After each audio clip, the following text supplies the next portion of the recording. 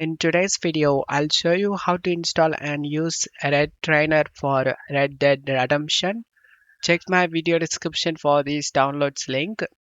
Right click on this red hook and select WinRAR and select open with WinRAR and close stuff here and right click on the game and select open file location.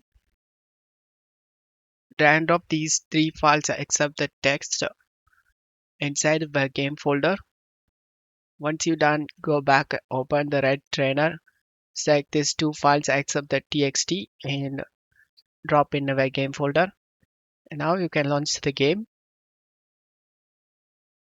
Once you are in game, press the F5 to open up this trainer. Using the up arrow and down arrow, you can choose options. To select option, press enter.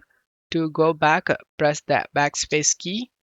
To check this trainer working, go to world time and change the time. And the trainer is working fine. Lots of other options are available. Explore on yourself. I hope this video helped you. If the video helped you, don't forget to leave a like and subscribe. Thank you.